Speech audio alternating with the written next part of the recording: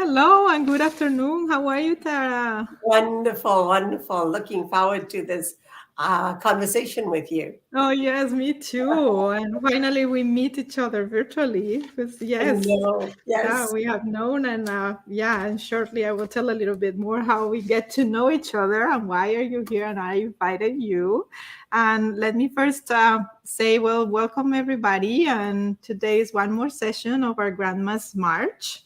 So we have a very special guest today, and her name is Tara Ma. And actually, as I have been telling a lot during these days, because we have several guest speakers that were related to this trip. I just came back from India from this amazing Shakti program, and lots of feminine wisdom and amazing women and connections that we had there. And Tara Ma was one of the conveners and organizers of this amazing program. And through that, I got to know her. We haven't met personally because she had some personal issues, like she couldn't make it. So we really felt a lot of her presence during every single detail, even if she was not there. Yes, I was so beautiful because your name always come and we remember you. We even celebrated your birthday there. Yes, so it was very special for us. So I was always curious, like I wanna get to know her better because she was so present without being physically with us in India that I was like, okay, let me get in touch with her and see if she feels the call to be one of my guests here in this space in the Grandma's March. And she said yes. So that's why we're here and to listen more about her story. She's a grandma. So that's amazing because I love grandma stories. And she will tell us more about that wonderful, wise woman that she is. And I will just do a very brief introduction because the idea is that you tell us your story, not me. But Tara is a certified Chakradance Facilitator, which I love that, spiritual life coach, international speaker, workshop and meditation facilitator, writer, and living Shakti. So tell us more about you. I'm really curious to see this amazing wise woman. Where are you coming from? What's your story? What is that connection with the feminine energy, sacred feminine? I know you're very, very connected. And as you know, the title of this year or the theme of this year is awakening our divine potential through stories, rituals that connect us to the divine, to feminine or elements, and love. So I know you're very connected to that divine and you're very connected to rituals as well. So this space is open. I want to hear more about Terama. Oh, wow. Okay. Wow. Thank you. Thank you so much for inviting me. I'd like to start off with saying that we're talking about the divine. Let's start off with saying Jai Ma Shri Matre Namaha. Dema. I'm calling in the Divine Mother. And where I am right now is something that came to me when I was doing my practice today. Is she is a partner in my life. So that's kind of where I am today. And I know you're wanting to know where I came from. So what's the connection to Shakti?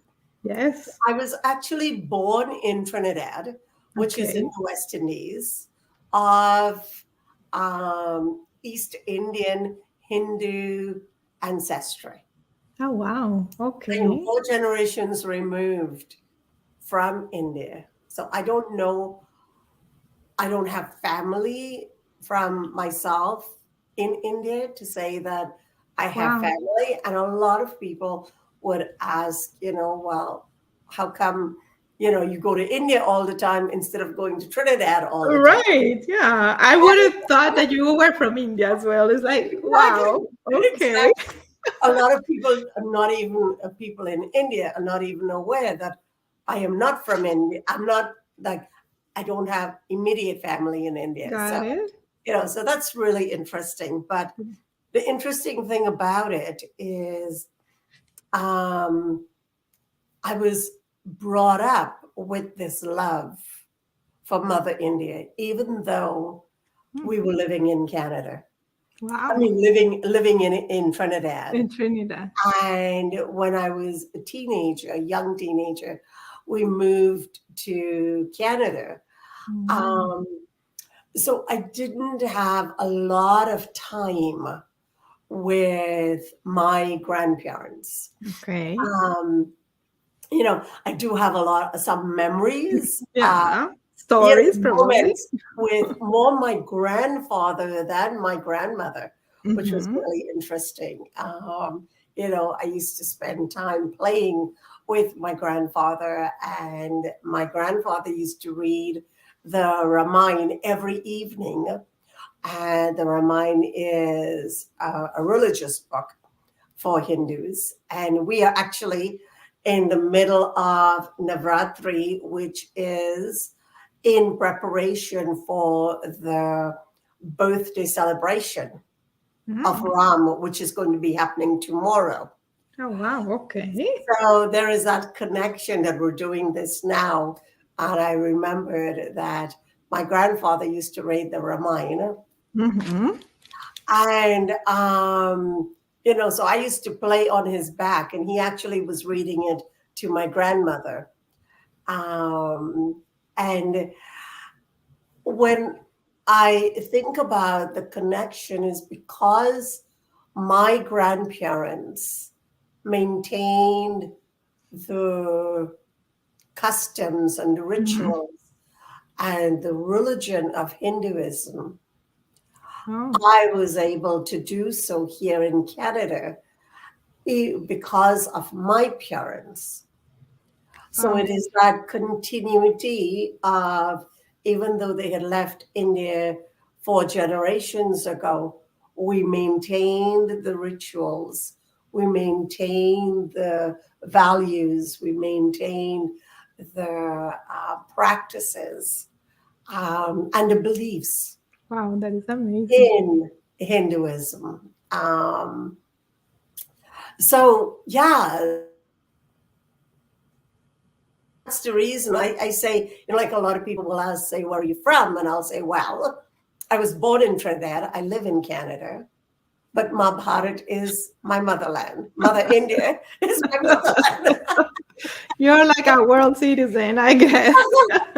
I love it. So, so that's the connection to the living entity of Mother India and Shakti. It's in your DNA. Yes, it is. It comes from your ancestors. Yes.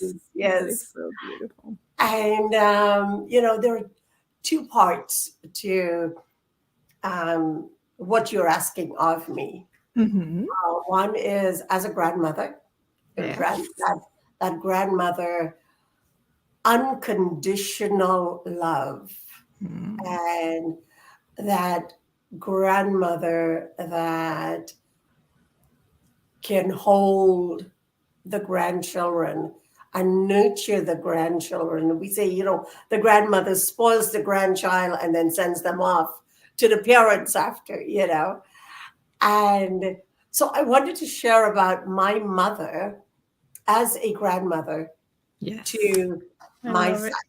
Okay. Yes. She played 2 roles. When myself and my husband was working, she decided to quit her job so that she could look after my kids and my youngest sister, who's only 4 years older than my oldest boy, So it was just the right time. Wow, yes. To be able to do this. And so to be able to, when you're working all the time, you want to do something while you're at home. It's difficult to just not do anything. So what she would do, she started a daycare where she did an before school, after school program. And then I had a couple of young children, from I think about 1 or 2 years old to school age, just a few of them, together with my son. And she continued to do that for my boys until they were teenagers, ready to be on their own. And when I say she had two roles with them, is during the day or while she was having her daycare, Uh-huh. she was a daycare. She treated them like she would anyone else, no favoritism or anything. But the minute all the kids left, she became a grandmother. I love it. She felt responsible in that moment, but then it's like, no, no, no Exactly. more. I'm the grandma now. Oh my God, she became a grandmother. And, to the point that my youngest son, when we went over to visit, he would pretend that he is asleep on the couch. So we would say, okay, we'll leave you here today and then we'll come get you tomorrow. And of course, as soon as we left, he'd be up playing with my mom and dad. He knew, right? Like, okay, they will leave me here and I will love it. So, that love that she gave to my boys and all of my nephews and niece, to this day, they remember it. And my boys are in their late 40s right now. Wow. She, certain dishes that she would make, her famous sponge cake, she would make. Actually, even my grandson took that recipe. So her great grandson took that recipe so he can have her sponge cake, I love So it continues generation after generations. She's fortunate enough to have great grandchildren, my two grandsons.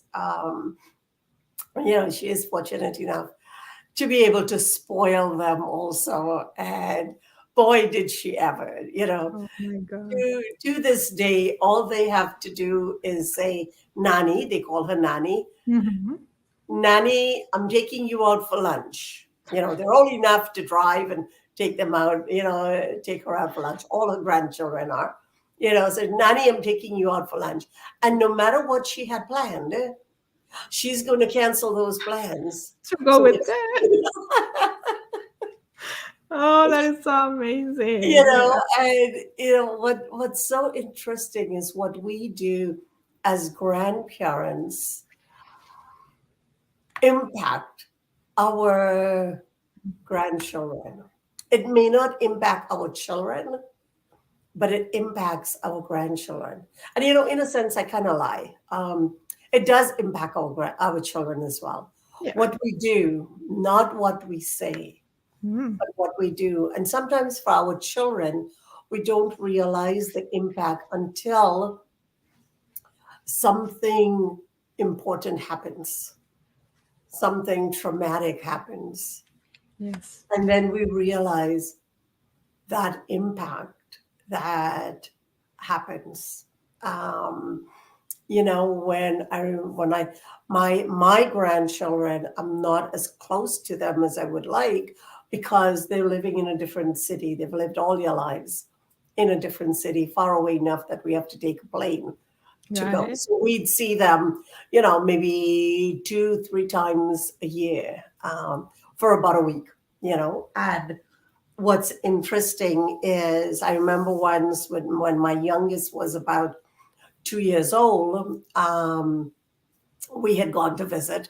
And usually when I go to visit, I would take my 1 or 2 murtis, and I will go and do my puja, my spiritual practice. Yes. And then when I leave, I will take everything back home. And then one day, one of the visits, when my youngest grandson, was about 2 years old, my daughter-in-law called me and said, "Mom, did you teach Cole, my grandson, did you teach him puja?" And I said, "No." And she said, "Well, he's doing puja." I said, "What do you mean?" He found everything that he could find shiny. a bell, Oh my a God. shoehorn, and he put it on a little on a little small table on Yes. his little table. He put a cloth on the table, put all of these things there. He sat cross-legged and held his hand like this. He was saying something. That is so cute. I love So it isn't what we say or what we teach them, it's what we do. Right. He wanted to do the same as you. Yeah. He wanted to do the same thing. I don't have a clue as to what he was saying. Right. But doesn't matter. Maybe he was just saying the alphabet. But, Wow. that is the impact of grandparents Wow. on their grandchildren. It's how we carry ourselves. And, as parents, we are busy earning a living, Mm-hmm. making a home, all of these things. But as grandparents, we carry that wisdom within us in everything that we do. Like you said, even though I wasn't physically present at the Shakti Kum, Yes. my presence was felt not only by those who knew me, but even by those who did not know me, Yes, it's true. who have never met me. And that's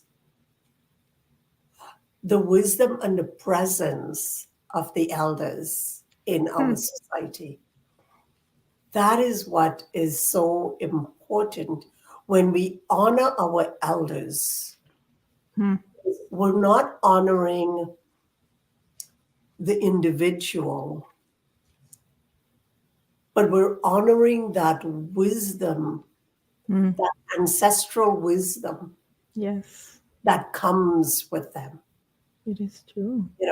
Just by now that we don't have to be running after kids and, trying to figure out what to do and how to do and, how busy we are as young adults bringing up a family. Now that we no longer have to do that, we now can take the time to really delve into the wisdom of our ancestors, Hmm. the wisdom of the divine. But to be able to do that when you have the time is you have to make time throughout your life to do that. Yes. So I remember as a child when I was having, you got to go to school and you got to do all of these things. So as a child in Trinidad, when we're talking about that ancestral wisdom coming down to us, we have to do our puja every morning. Well, I don't have time to do puja. I love to sleep in. So guess what puja meant to me was I would simply touch the picture, put it to my forehead, and I'm out the door. What did that take? 2 seconds, Yeah. right? That's Uh-huh. it. But just doing that every single day had an imprint. Mm. And then later on in life, when I decided that, yes, I wanted to do puja every day, but I couldn't do my puja. And I guess I should say a puja is a spiritual practice that is done Thank you. every Yes. day. Um, when I wanted to do that every day, and I was still working and volunteering and doing all the things that we do, I used to set my timer in the morning for 15 minutes. So I went from 15 seconds to To 15 15 minutes. minutes. Wow. And it was in that 15 minutes that I would sit and do my daily practice. Hmm. Today, now that I don't have to get up and go out first thing in the morning, I can afford to do an hour or 2 hours, depending, like right now, because of Navratri, we're doing the, hour and a half, 2 hours every day, and again in the evening, and in the afternoon, or whatever I feel like doing it. I've put aside these 9 days to do that. So that ancestral wisdom comes through us when it is nurtured by our parents and our grandparents. And it doesn't have to be a lot. It's just being around it. And that's what's beautiful about Hinduism. It's not you go to church Sunday morning and then that's the end of it. It is how we start our day. We connect with the divine. Whether we think of the divine as out there or we think of the divine as within us. First, we start off with the divine out there because we don't see ourselves as divine. But as we continue that practice, she shows us that we are divine. And then we start connecting with the divine within us. So, 50 years ago, it was touch the picture out there, touch it to my forehead, out the door. Today, 50 years later, it's sitting cross-legged, basically cross-legged for an hour and a half, but discovering the divine within. Yes. And that's ultimately what we're wanting to do, is discover that we are divine, we are immortal. The body may decay and, we get older, the body decays, the body goes. But that divine spark is eternal. And then when we discover that, there is a freedom. That's the only word that comes to me right now. There is a freedom when we live in partnership with the divine. There is a freedom. And it goes back again to thinking about, when you're with your grandmother, you feel there is a sense of freedom. She kisses you, she loves you, she spoils you, all of those things, right? Even though she may put you to work in the garden or wherever, it is still fun. Yes, it comes from a different place. Yes. It is. And when you discover the divine within, that divine Shakti within, you feel nurtured. You feel nourished, no matter what you have to do. Even if you really kind of don't want to do it, it's still fun. I love it. It feels like being a grandma, so we with your grandma. I love So, it. so that leads me into, you had wanted to know about my journey with Shakti. Yes. From Shakti being out there to Shakti being within. Yes, yes. And maybe explain us, whoever is watching, and what is Shakti. Maybe some people, they recognize what is, but they don't know. So yeah. So the literal translation for Shakti is power. Yes. That's the literal translation. The other part of it is feminine energy, feminine power that we all have, regardless of whether we're in a male body or female body. We all have that feminine power. It is our ability to love, our ability to be kind, our ability to be creative, our ability to be powerful and fierce, but in a compassionate way. Powerful and fierce for the benefit of all, not just for my benefit.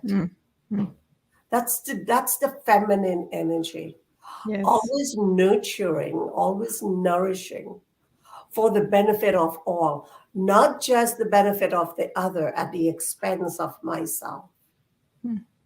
So a lot of times when I teach about my actions, my words how does it impact you, me, and those around us? Mm-hmm. Not just how it impacts you or how it impacts me, but we've got to pay attention to the you, me, and those around us. That's that feminine energy. And when you do the work on a regular basis, even when you think of that feminine energy, that Shakti, that divine entity in whatever name or form, you see it outside of you and you do it on a regular basis, eventually she flows through you and you realize that she's within you. And for me in particular, she came through. Remember, I talked about my grandfather reading the Ramayana, and in the Yes. family, we read the Ramayana once a week. Now, the Ramayana is the story of Lord Ram, who is an incarnation of Vishnu, who is the protector of the universe. So whenever there is a need, he takes form and comes on earth and helps us to get back onto the right track. So I was brought up, I knew nothing about Shakti.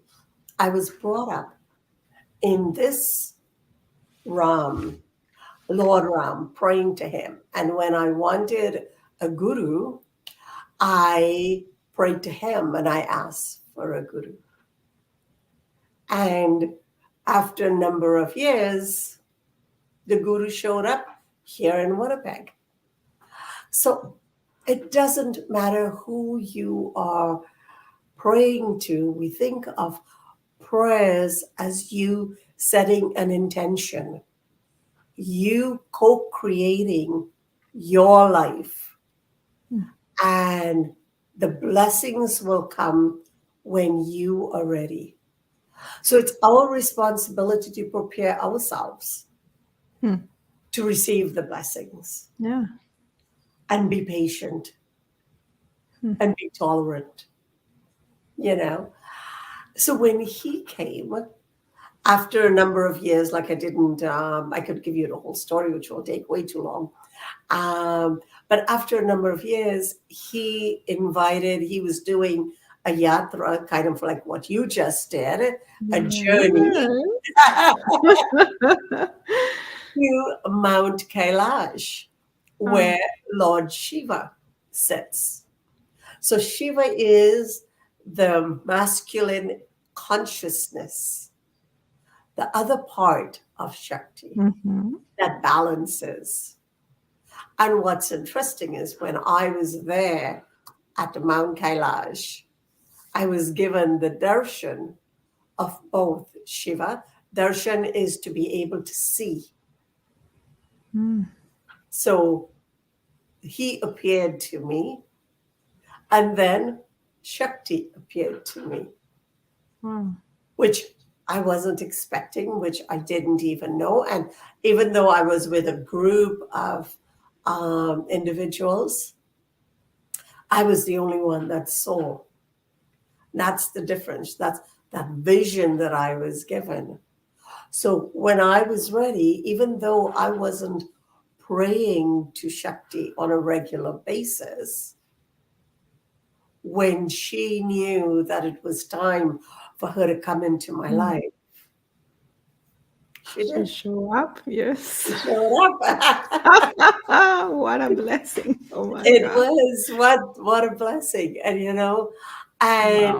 so again, from being out there, I didn't even understand what I was seeing, but I accepted.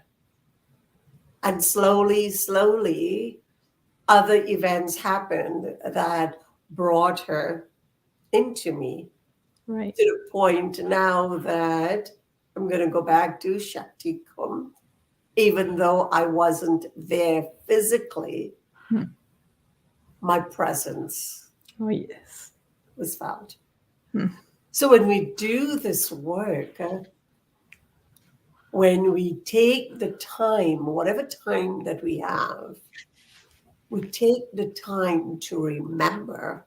We start off initially 15 seconds, 15 minutes, right? To maybe a little bit longer. But then we start remembering Shakti every single moment. Whenever we have to make a decision, we look in, we check in, and we see, okay, which way should we go? We ask that divine spark, that part that knows. We ask for direction and we trust. And then when we ask for direction and we trust, we know what to do. And that gives us that freedom that we're not alone. We've got that divine feminine within. We've got that grandmother within. Right. That is the wisdom of the ancestors. Yes. We've got that wisdom of the ancestors within us. We're carrying that with us. And then whatever we do, we are, in a sense, sharing that wisdom within, with all that's around us, even just by our essence, just by our presence. We've all been in that situation where someone walks into the room and you can feel the tension walk in, right? You feel the energy, or you feel the Now the we're presence. doing it on the opposite side. What type of energy do you want to carry with you when you walk into the room? The energy that, oh, leave me alone, don't want to go close to that person, or the energy that I want to get a hug, I want to hug you, you know. Yes. And that is something each one of us has the ability to create for ourselves, just by taking a few minutes every single morning and connecting with that divine spark that you are. Set an intention for how you want to live that particular day. That is in our hands. How do we want to live today? And regardless of what comes, stuck in the traffic, or, your boss getting angry, or a coworker not supporting you, whatever it is that comes, we remember every single moment of the day. This is the intention I had set. I had set the intention to live with love or kindness or whatever it is. Very few of us will set the intention to live with anger or with hurt or live with stress. We don't want this, right? We don't set that intention. But when we do this on a regular basis, set that intention and know that the divine is there guiding us, we'll see a change in our lives. I actually, through my whole my journey, someone long time ago, about 25 years ago, asked me the question. They said, how do you carry yourself so peacefully? I'm sorry, me peacefully? I hadn't even noticed that I carry myself peacefully. I'm the one that had a really hot temper. I'm the one that used to get into fights, like physical fights. I love it. I'm carrying myself peacefully. Yeah. So I said, I don't know, And I started thinking about it as to, how did I carry myself so peacefully? What is she seeing in me that I don't even know? I don't even know it. Wow. Right? Others are feeling this. Yeah. Exactly. And that's the beauty of doing your spiritual practice on a daily basis, whether it is 15 seconds or 15 minutes. But when you do it every single day, it changes your essence. Even though your head may not realize it. It will take someone else to say, how do you carry yourself so peacefully? When I was actually doing a workshop on racism and discrimination and prejudice and stereotypes, so it wasn't a nice, like a good topic, lovey-dovey workshop. It was a workshop on tough topics. But I did it from a place of peace, which I wasn't even aware of. But she came into my life just for that moment to bring it to my attention. And that led me to develop the workshop, Be the Peace in the Chaos. Wow. You cannot get rid of the chaos in life, but you can be the peace in the chaos. And so that's one of the workshops that I teach right now. Oh, really? That one? Wow, I would love it. Oh my God. So Be the Peace in the Chaos is one of the workshops I teach. I also do a lot of Shakti work, and I teach prana, kriya, and mantra. Some of the things that I was going to teach at Shakti Kum that I wasn't able to teach was the prana and the kriya. You got the mantras, which we did. Yes. And I also do chakradance, which is a healing movement therapy that helps us to deal with trauma in our bodies through dance, by awakening or balancing the chakras in our bodies. And because I'm the facilitator, what I also do is I awaken the Shakti in our bodies. So through the chakra dance. Yes, through the chakra dance, we awaken the qualities of each of the Shaktis at each of the chakras. Yes. That's a little bit about me. I don't know if you have any other questions. No, I'm here like, oh wow, I can't stay here forever listening to the stories, and oh my God, it's such amazing. Just like first understanding where you're coming from and how it's so beautiful. Like I always thought you were from India, and now you're from Trinidad, and understanding that it's a fourth generation of people that came from India, but we're passing it through the family, through the traditions, like you were saying, through the practices, through their own religion. And now it's here. And this little story that you tell about your grandson just doing the puja because he saw you and didn't know what was doing, but wanted to do the same and felt probably your beautiful presence. And it's like, this feels beautiful and amazing. I want to do it.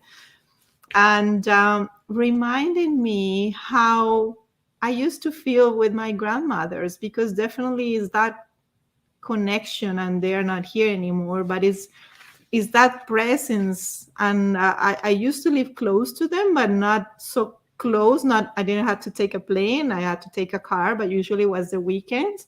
So it was not my day to day, but they are so present in my life. But is those, I don't know, it's like their love is reflected to the things that they to the food or the art, or like they were very religious in their way because they were Catholic, but it wasn't that. It was that wisdom I never realized. And you also make me realize I grew up in a very Catholic family. I'm from Colombia in South America, so it's also a very Catholic country, where when I grew up, there wasn't anything else. We saw everybody was Catholic, and that's the reality.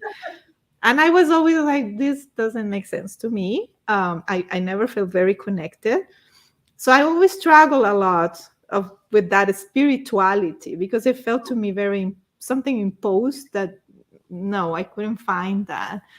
And for the first time in my life, when I went to India a couple of weeks ago, I felt that spirituality. I felt that connection.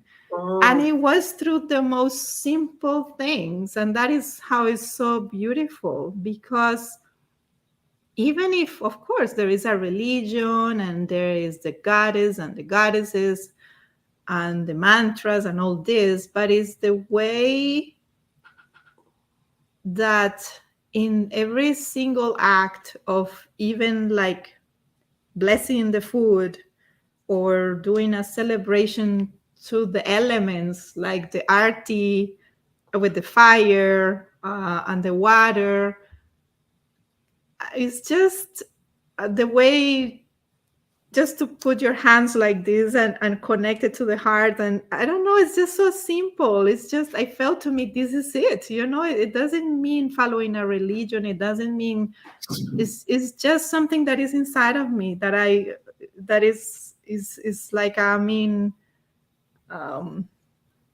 I'm in communion with the rest of the universe. We are all the same thing. We're all together. And I thank that. And that's in me. And I discover it in me. And I see it in the water. I see it in the fire. I see it in my food. I see it in other. So, yeah. And it's as you reminded me how much as you get older and this wisdom, you realize that you are more in touch with that. So that's why you bring that presence into a room, even if you're not there like you did with us, because it's that presence with such a love that you don't need to be physically there, but the intention that you put in everything is so powerful. It's so full of a spirit that there is no way that you don't create impact. So even if you don't have grandchildren, you can create that impact to others, so Definitely. One of the things wow. you just said is your grandmothers are no longer physically here, No. but they are living through you Yes. in what Yes. you are doing. Yes. So they are not physically here, but their presence is still with us. Their Yes. wisdom is still with us. And my grandson, when he was 2 years old, yes, he put together a few things, was mumbling words. And and then right after that, from the age of about 5, he wanted to go to India with me every year. Oh, Every year he'd I ask, wonder why. I want Yes. to go to India, I want to go to India. And when he was 12, I did take him to India. Oh, wow. And he went through, like he was a Paramahansa ashram, where you were. So with Ganga, we did the arti every evening. He went through the different rituals that a young boy would go through with my guru. So Mm-hmm. I'm not only his grandmother, I am also his guru sister, because we have the same guru. Wow. So we have the same spiritual master. And for the first few years coming back, he continued doing the rituals and things like that. But now that he's in university and really busy, he's not doing it as much. But that imprint Isn't him? is Yeah. still there, is Oh, still there. yes. So whenever he needs it, it's going to come. Yes. And, for all parents that are out there who maybe are not, don't have their parents close to them, or their parents are no longer, you do what you can. And the imprint will then go to your children. And when they need it, it will Mm. be there. It will I'm be there. recognizing that with my boys, who, like I said, when I was doing all the rituals, I was doing it from a place of only ritual, because that's all I knew at the time. The divine was still outside of me. It was still in the ritual. It was still not, it wasn't a part of me, but I kept doing it. And now, ever so often, questions that my children or my boys will ask, I will say, oh my gosh, something happened that I was doing way back when that imprinted on them. And now that they are getting older, that is surfacing. They're asking those questions. They're wanting to do things. Of course. So in each stage of our lives, we have that opportunity to make a difference in our children's and grandchildren's life, and that's when I talk about we are the co-creators of our life and our universe. It's us recognizing that whatever we think about, whatever we say, and whatever we do has an impact on us and those around us. Even when we're not consciously wanting to impact around us, right? And doing our spiritual practice every morning, setting that intention just for today, I am going to live with love. And just for today, I live with love.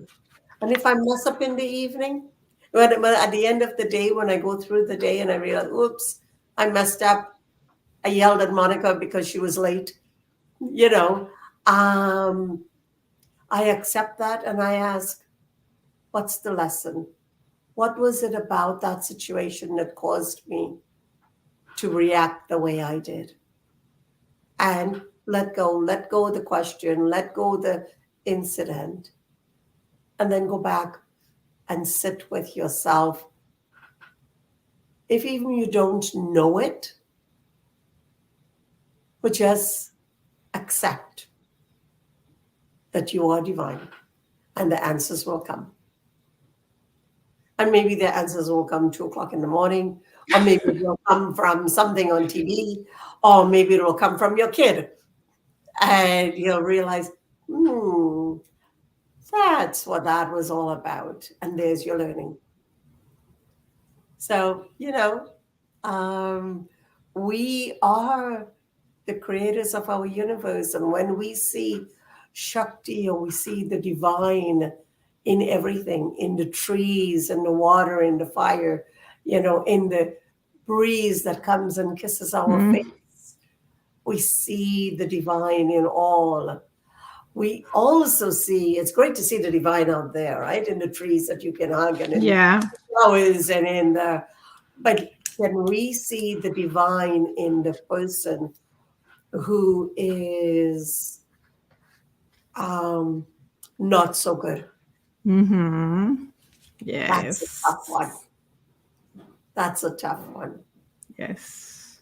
And it's not about accepting what they are doing, but also recognizing that the divine is in that person too. Wow. Yeah.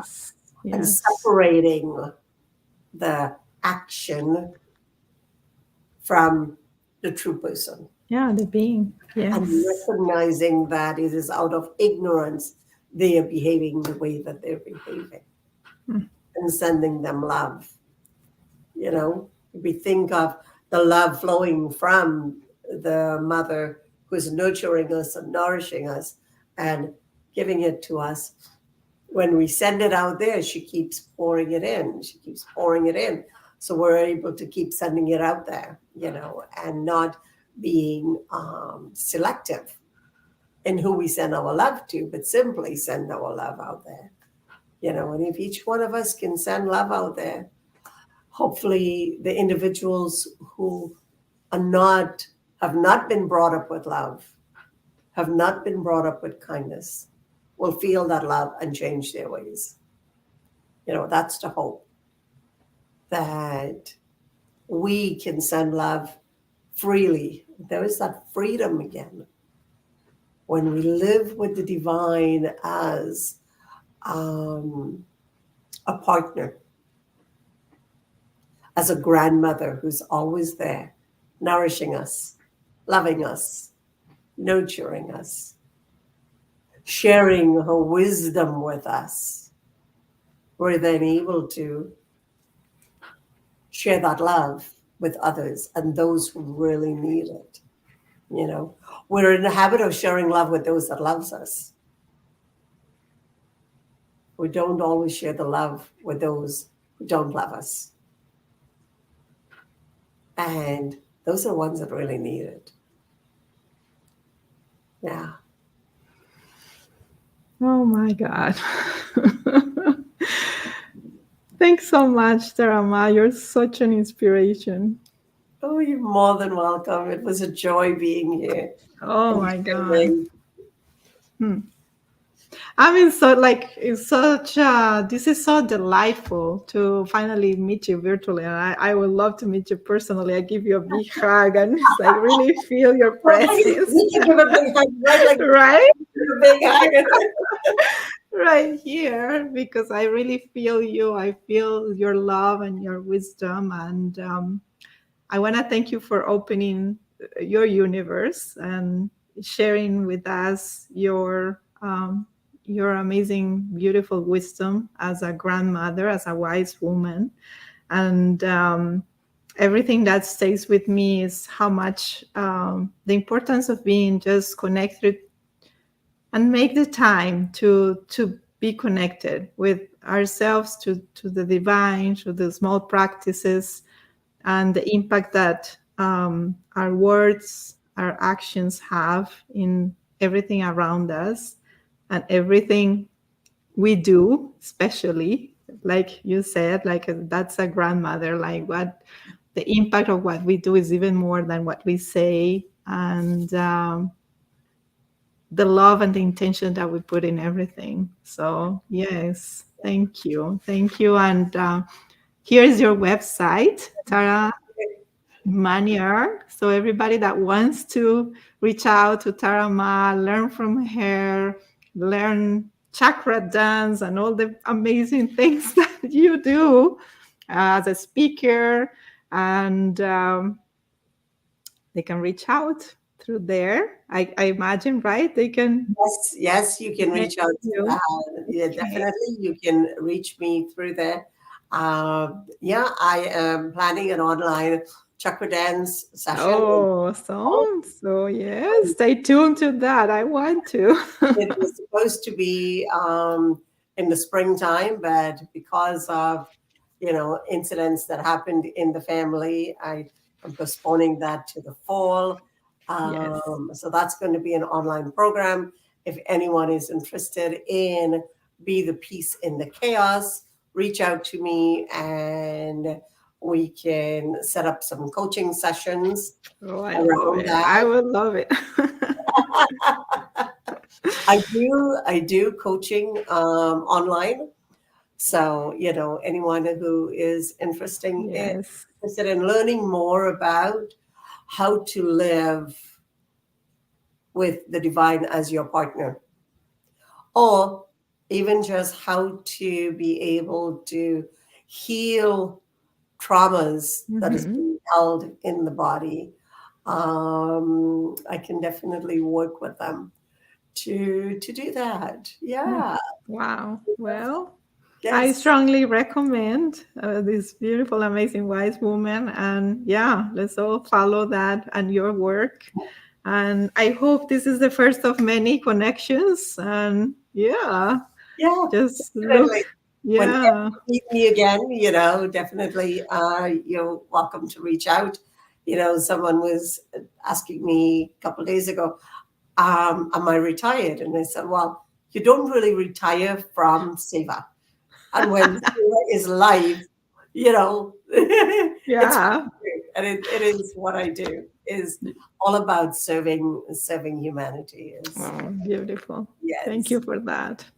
Okay. Thank you. Okay. So much. Thank you. And well, Jay Ma for everything. And Jai thank Ma. you, Jay Ma. Very much. And have a great afternoon. Take Yes. care. Let's keep Bye bye. connected. Bye. Thank you.